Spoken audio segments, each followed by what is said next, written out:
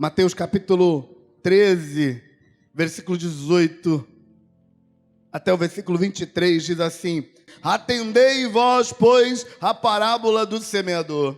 A todos os que ouvem a palavra do reino e não compreendem, vem o maligno e arrebata o que lhes foi semeado no coração. Este é o que foi semeado na beira do caminho.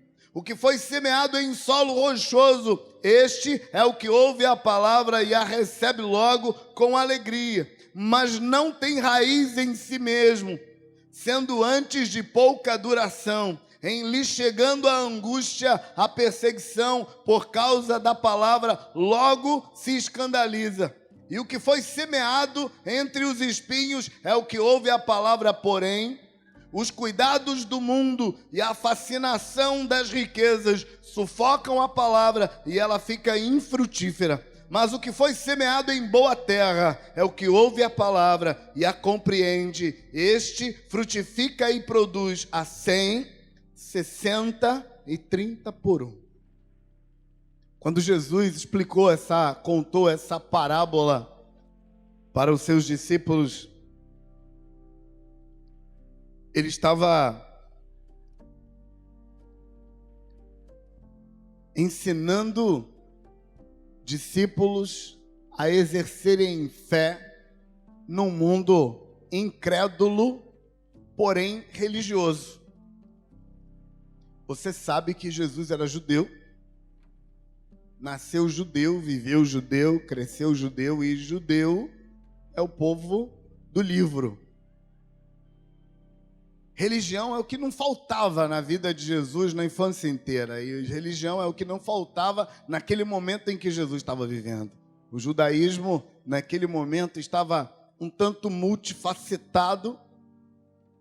Mas todas as facetas do judaísmo naquele momento, especialmente os principais, os fariseus e os saduceus, todas as facetas buscavam do seu jeito uma coisa: controle.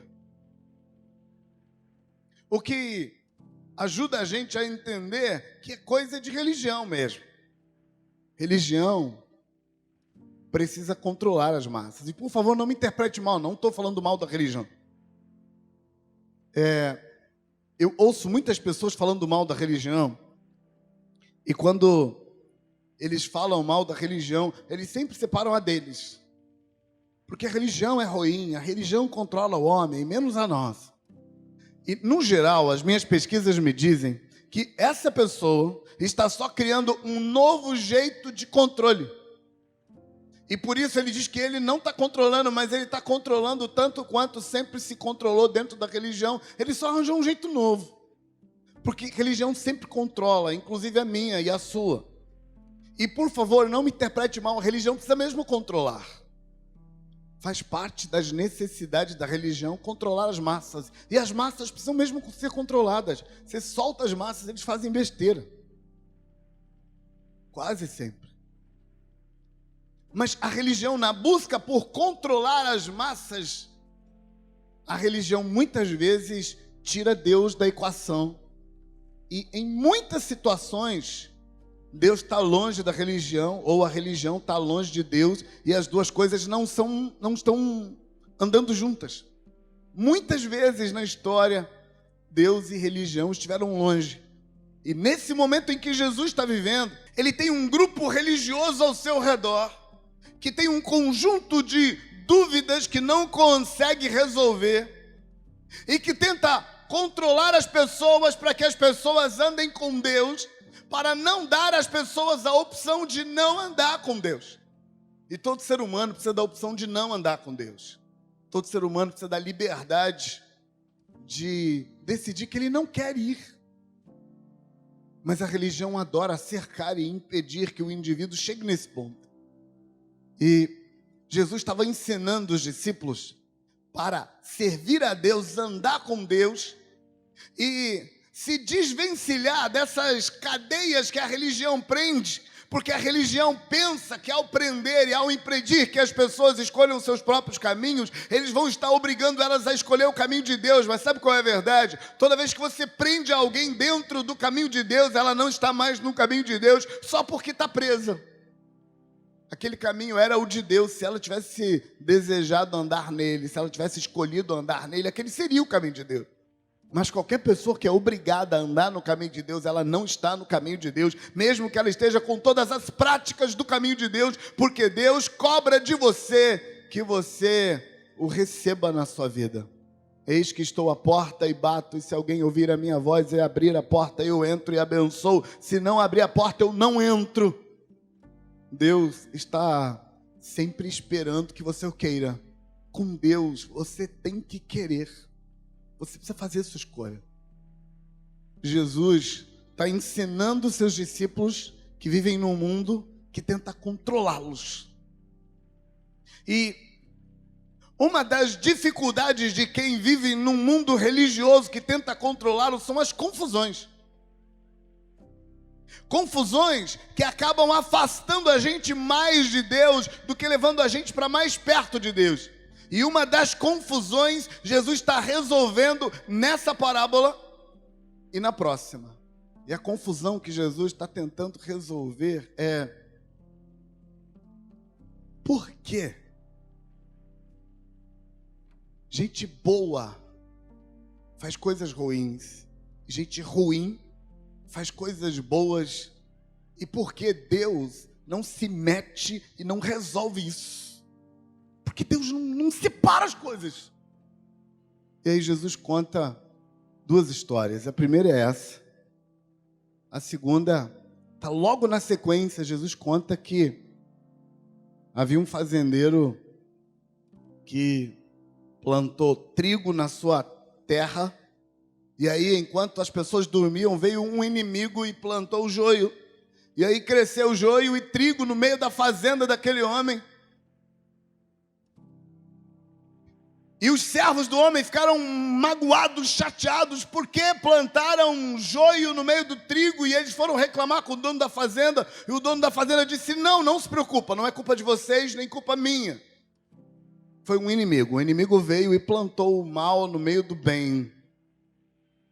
E eles disseram: Senhor, beleza, então vamos arrancar o mal. Vamos arrancar o joio do meio do trigo. E o Senhor disse: não vamos arrancar nada, deixa crescer junto.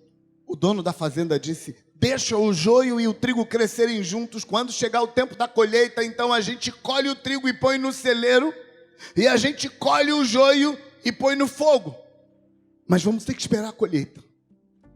Nessa segunda parábola, Jesus estava dizendo para os seus discípulos que existe uma natureza maligna operando na nossa cultura, na nossa natureza humana, no nosso corpo, na nossa alma. Tem uma operação do mal, uma energia maligna operando na nossa sociedade, operando em tudo que faz parte da criação, mas ao mesmo tempo também tem um trigo, tem uma coisa boa, tem uma energia de Deus operando e se derramando. Paulo, falando dessas duas energias aos Romanos, ele chama a energia do mal de lei do pecado e da morte. E ele chama a energia de Deus de lei do espírito de vida que há em Cristo Jesus. Jesus estava, portanto, dizendo para os seus discípulos que tem uma coisa ruim fazendo o mal se inspirar, fazendo a maldade crescer, fazendo as coisas darem errado no mundo. Mas também tem uma energia boa operando. E Jesus disse que Deus tem razões para não cancelar o mal e deixar só o bem. Deus tem razões para deixar as duas energias operarem e fazerem e acontecerem até o dia da colheita. Jesus está dizendo que quando chegar o dia da colheita, as coisas vão se resolver. Mas isso resolveria tudo, e isso significaria que eu ainda não sei quem são, mas tem os maus no meio do povo. Seria mais simples. Eu ainda não sei quem são, porque Deus não deixou arrancar. Mas também tem os bons no meio do povo. Se arrancasse os maus, os bons apareciam. É isso que os controladores pensam. É isso que a religião pensa o tempo todo. A religião acha que se a gente tirasse os maus, os bons iam sobressair. Mas Deus tem razões para acreditar que tem que deixar o bom e o mal viverem juntos. Mas Jesus complicou mais na parábola anterior. Na parábola anterior, Jesus disse que esse operar do mal atua em 3 tipos de terreno. E o operar do bem atua em 3 tipos de terreno. Na verdade, o bem opera em todos os terrenos e o mal opera em todos os terrenos, mas houve 3 terrenos que não deixaram o mal operar. Jesus conta nessa história que o semeador semeou a sua boa semente em todos os terrenos. Mas o primeiro terreno da história de Jesus, a semente, embora tivesse vida, ela não nasceu porque ela caiu numa terra dura demais, uma terra que tinha sido pisada. Se a sua terra foi muito pisada, se ela foi realmente pisoteada, é preciso deixar Deus arar essa terra.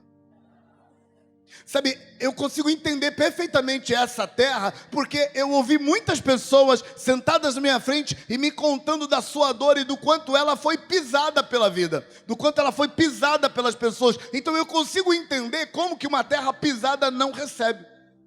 Eu não sei se você já andou pelos lados da roça e já viu que o terreno que as pessoas pisam muito, depois de algum tempo ele para de nascer.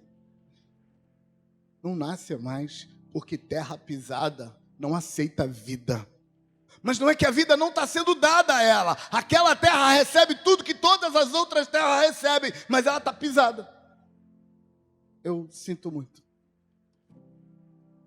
E Jesus diz que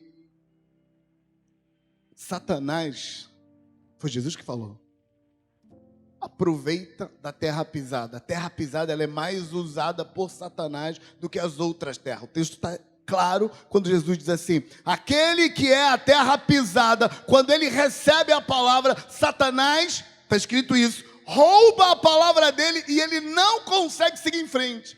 Satanás aproveita que a terra está pisada e não deixa que a pessoa vá na direção da luz. Ele faz intervenções insistentes na vida de quem está com a terra pisada. Então, resolve logo essa terra pisada, sai dessa vida. Perdoa logo essa pessoa, conserta logo isso, sai disso. Não deixa Satanás te atrapalhar, não. Mas Jesus diz que a terra pisada são pessoas expostas à vida de Deus, mas que a vida nem faz sentido para ela, nem penetra, nem entra, nem desabrocha, porque Satanás não deixa, porque a pessoa está pisada. Tem um segundo tipo de semente, ou um segundo tipo de pessoa, na visão de Jesus, que é na verdade um segundo tipo de terra. Não é sementes diferentes, é a mesma semente para todas as terras, é só terra diferente. E a segunda terra é uma terra que recebe a semente, desabrocha, a semente nasce e começa a crescer rapidinho, mas então o sol vem e queima a semente. E Jesus disse que essa terra são pessoas que, embora ela não está mais pisada, mas ela ainda está em blocos. Pararam de pisar nela, mas ela guardou os blocos. É um terreno pedregoso, é um terreno cheio de pedras. Ele tem fissuras onde a terra pode crescer, onde a semente pode crescer, mas ele não tem terra fofa para crescer. Então cresce rápido e morre. Jesus está falando que algumas pessoas, elas recebem a vida de Deus, mas então vem a prova. E a prova devia fazer crescer, porque eu sei que você sabe que a planta, para crescer, precisa de muita luz solar. Mas a luz solar matou aquela planta, porque ela não estava funcionando bem. A terra não a aconchegou direito, a terra não se comprometeu com ela direito, e aí ela morreu. A terceira terra é a terra que recebe a semente no meio dos espinhos. essa terra lida bem com a semente, essa terra abraça a semente, e essa terra se compromete com a semente, e a semente não morre, ela cresce, ela se torna uma árvore razoavelmente saudável, mas quando chega a hora de dar fruto, os espinhos surgem, e os espinhos sufocam. Essa planta, segundo o texto, ela nunca morreu. A primeira morreu na semente. A segunda morreu ainda novinha. A terceira não morreu nunca. Mas ela nunca deu fruto. Nunca. Nunca deu nem um fruto sequer. Porque os espinheiros estavam lá para sugar a energia dela. E aí vem a quarta semente. E Jesus disse que a quarta semente recebeu vida e ela produziu para cada grão 30. E veio a quinta semente. E diz que produziu para cada grão 60. E veio a sexta semente. Para cada grão produziu 100. Sabe o que eu quero que você entenda? Eu quero que você olhe para esse texto e perceba o seguinte. Tem 3 terrenos profundamente afetados por essa energia negativa que faz com que as 3 não deem fruto. Mas as 3 sementes, elas não estão no mesmo nível. Sabe, tem uma delas que ela está tão comprometida com o mal que a semente nem brota. É devorada. Você não consegue ver nada de bom fluindo nessa pessoa. Ela não tem produção divina nela. Ela não mostra Deus para o mundo. Ela não dá fruto para o mundo. Porque quando o que é bom chega nela, já morre. A segunda não é tanto quanto a primeira. Ela consegue mostrar alguma coisa. Ela consegue mostrar uma coisa boa, um entusiasmo. A terceira dá um pouco mais. A terceira até parece que daqui uns dias... Sabe como eu vejo essa terceira semente? Que ela cresce, está viva, mas não dá fruto. Sabe, tem umas pessoas que a gente diz assim, fulano não é crente. Mas só falta levantar a mão, porque parece.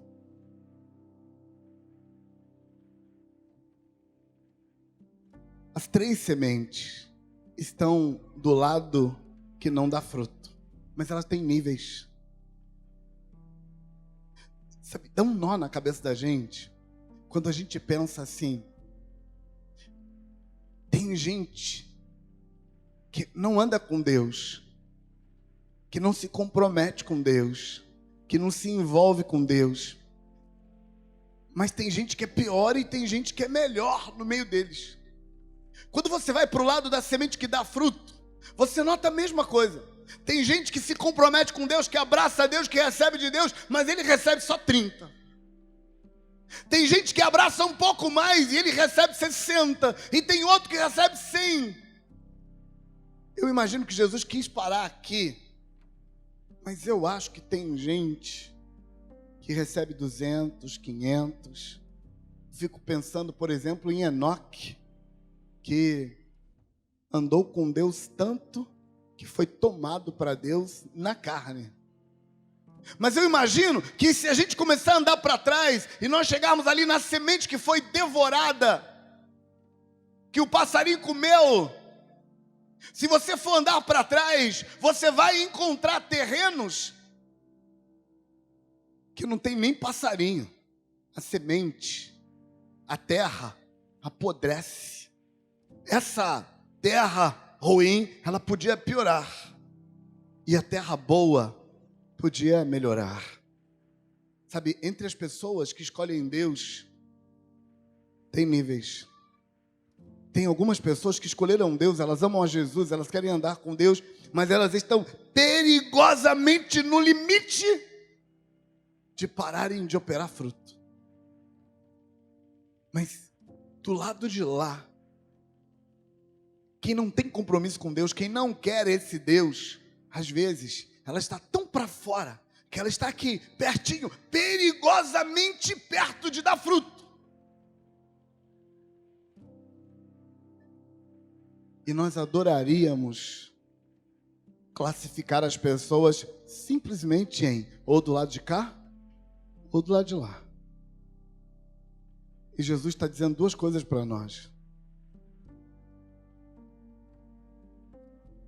Primeiro, que ele não quer que a gente classifique as pessoas. Segundo, é confuso demais e a gente não daria conta de classificá-las. Tem gente que ainda não está do lado de lá, mas está indo na direção errada. Tem gente que ainda não está do lado de cá, mas ele está indo na direção certa. E deixa eu te contar uma coisa.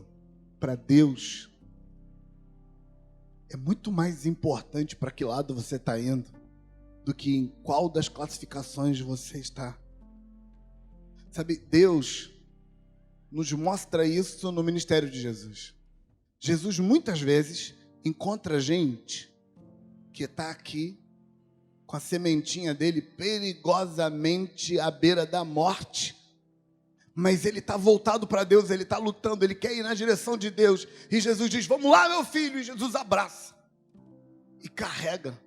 Jesus fez isso com pecadores, prostitutas, adúlteros, cobradores de impostos, com gente que era a escória da sociedade, mas que queria ir na direção certa. Ir nesse caminho, na direção de Deus, na direção da luz, faz muito mais diferença do que em que lugar você está. Jesus encontrou gente que estava aqui,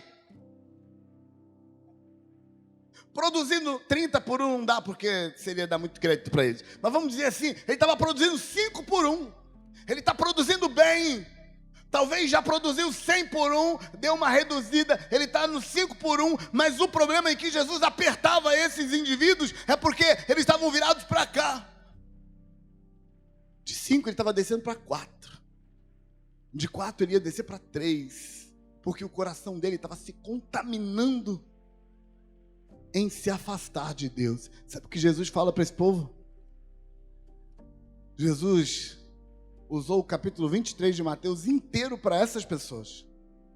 Gente que, embora na escala da espiritualidade dos seres humanos, eles estavam lá no alto, mas estavam em decadência.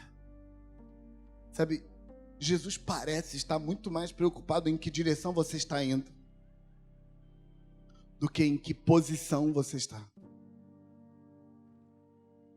Para Deus, parece mais importante se você está em crescimento ou em decadência. Por que isso é importante? Porque Deus trouxe a gente hoje aqui para fazer um investimento na nossa família, para fazer um investimento no nosso casamento. E sabe o que tem de mais perigoso, o que tem de mais venenoso para a família, para o casamento, para os relacionamentos, para a amizade, para a comunhão da igreja? Sabe o que tem de mais terrível, doentio? Classificar as pessoas, aceitá-las ou desistir delas, porque elas estão aqui ou ali. Quando Jesus mostra 6 pessoas diferentes, 3 não estão com Deus e 3 estão. E ele nos mostra que entre as que estão com Deus, tem algumas que estão perigosamente não estando. Entre as que não estão com Deus, tem algumas que estão perigosamente estando. Então a gente facilmente confundiria as coisas.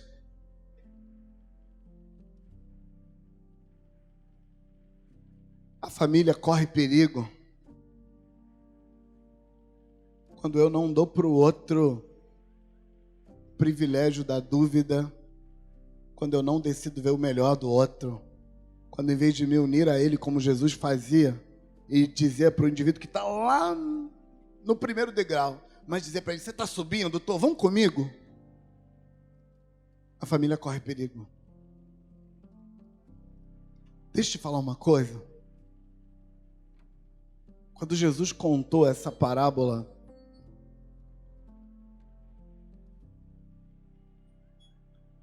Uma das coisas que ele estava dizendo para nós é que gente é um bichinho difícil de criar em casa. Que gente é imprevisível. E que a religião nunca vai dar conta de botar rédea em gente. Que você nunca vai dar conta de botar rédea em gente. Porque gente que está do lado de cá, às vezes passa para o lado de lá. E às vezes gente que está do lado de lá passa do lado de cá. E às vezes quem você menos espera é justamente o que passa.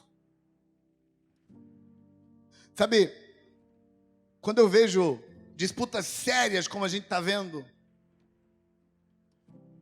atualmente no mundo, disputas ideológicas, sabe o que de supremo acontece, historicamente falando? Muitas vezes na história da humanidade, essas disputas ideológicas, porque a guerra hoje no mundo é ideológica. Muitas vezes na história, sabe o que desequilibra a guerra ideológica?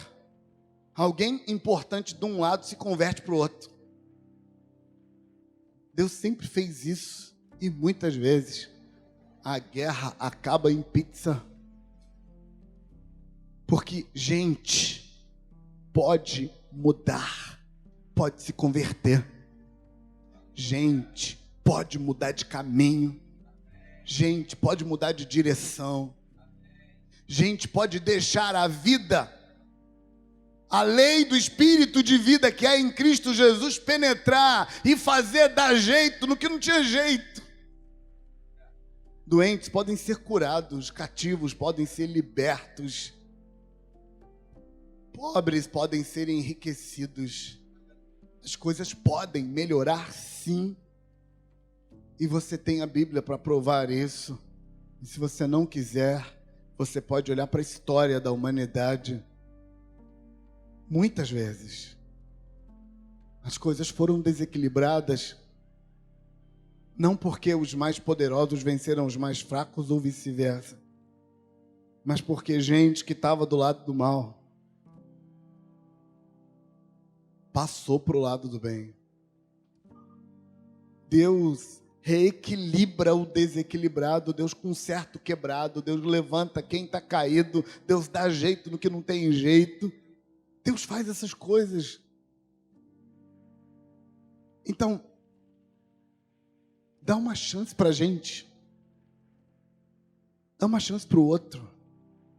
Dá uma chance para você. Sabe por que às vezes a nossa terra apodreceu tanto que a gente desiste da gente? Às vezes não é o marido que desiste da mulher, às vezes não é a mulher que desiste do marido, às vezes não são os pais que desistem do filho, às vezes é a pessoa que desiste dela mesma. E não porque ela não queira ir para lá, porque de verdade, gente, eu estou lidando com gente há tempo demais para saber que todo ser humano quer ir para lá. Todo ser humano quer ir para a luz. Quando a gente não vai, quando o engano nos prende, quando os vícios nos amarram, quando nossa vontade virou escravo de outra coisa, quando a gente não se manda mais, porque no fundo, ninguém quer ficar do lado de cá. Quem quer ser a terra podre, pisada, desgraçada, perdida? Todo mundo quer ser a terra que produz de 100 por 1 para lá. Todo mundo quer. Mas quando a gente está preso, a nossa vontade fica escrava e muitas vezes a gente chega tão longe que a gente fala assim, quer saber? Ah, quero saber mais não. Ficou confuso, né? Quer saber? Não quero saber mais não. Ficou. Eu vou consertar isso. Quer saber? Eu desisto de tentar. E eu preciso te falar isso. Não desiste não de tentar. Não desiste não de cuidar do outro, de investir no outro, de orar pelo outro, de acreditar no outro. Pastor, mas o problema é que ele fez uma coisa que eu disse que ele não devia fazer e que quando ele fizesse eu desistiria, e ele fez. fez hoje.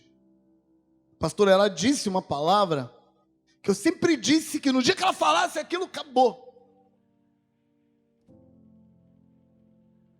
Eu te entendo e eu sei que às vezes a vontade que dá é de desistir do outro. Às vezes a vontade que dá é de simplificar as coisas. É assim, ó. Se você não está do lado de cá, então você está do lado de lá. Se você não é a semente que dá fruto, então você é a semente morta. Não, não é simples assim, é complicado. Tem semente morta que está quase vivendo. Tem semente viva que está quase morrendo. Mas ela está viva. Tem semente morta que está muito morta. Mas que ela só tem que tomar uma decisão. E Deus muda tudo. Tem semente viva que está muito viva. Mas ela só tem que tomar uma decisão e estraga tudo. Mas essa parte eu não quero falar disso hoje. Eu quero falar da parte da semente que está muito morta. Ela toma uma decisão de andar com Deus e Deus muda tudo. Tudo. Essa é a história do povo da Bíblia. E aí, muitas vezes, esse indivíduo que tomou a decisão de andar com Deus, ele tomou a postura de andar com Deus, está lá no final da fila. E ele começa passo a passo. Dá um passo, outro passo. E talvez lá pelo terceiro passo, ele olha para frente e diz: onde eu quero chegar? Eu não vou chegar nunca. Calma, não desista. Você já está na direção certa. Você vai chegar lá. Porque, gente, não é simples. A vida não é simples. Tem uma energia maligna estragando tudo no mundo, mas tem uma energia divina produzindo vida e melhorando as coisas. E quanto mais a gente se compromete com a energia de Deus, mais a energia das trevas é apagada na gente. Quanto mais a gente anda na direção de Deus, mais o que tem de ruim na gente acaba. Sabe o que Jesus estava dizendo? Ele estava dizendo que ninguém é totalmente mal. E ninguém chegou no ápice do bem ainda. Não, mas eu já estou produzindo fruto. Tá, mas está produzindo 1. Podia estar produzindo 100. Não, pastor, já estou produzindo 100, mas podia estar produzindo 1000. Eu sei que essa história não vai acabar nunca, então vamos parar por aqui mesmo. Gente, não é simples de decifrar. Então, quer que a sua família funcione? Sai do 8 ou 80. Sai do julgamento previsto, previsível. Resolve dar uma chance para o outro. Resolve dar uma chance para a família, para o relacionamento. Perdoa o outro. Ele errou, mas todo mundo erra uma hora ou outra. E mais, ajuda ele a continuar andando na direção certa. Pastor, eu não quero isso. Eu vou fazer uma previsão da vida de quem não dá chance para o outro. Mas não é uma palavra profética, então não recebe, porque não é profético. É só uma previsão lógica. Uma previsão de quem está lidando com gente faz tempo. Você sabe o que acontece com gente que não perdoa, não entende, não releva, não traz leveza para as relações, não dá um tempo, não compreende. Sabe o que acontece com gente que não faz isso? Ele fica sozinho. Cada vez mais sozinho. Cada vez mais sozinho. Sabe por quê? Porque gente que pensa que a vida é quadradinha, ele cria um pressuposto na cabeça dele de que um dia ele vai encontrar alguém perfeito e perfeitamente funcionando, e aí nesse dia ele vai ser feliz para sempre com essa pessoa. Ele não vai encontrar essa pessoa nunca, porque as pessoas perfeitas não existem, e no dia que ele encontrar vai descobrir que tem dono, que não é para o bico dele. Viver junto implica entender isso. As terras, elas estão em fases diferentes. Às vezes elas estão subindo, às vezes estão descendo. Mas Deus pode mudar tudo se a gente der chance.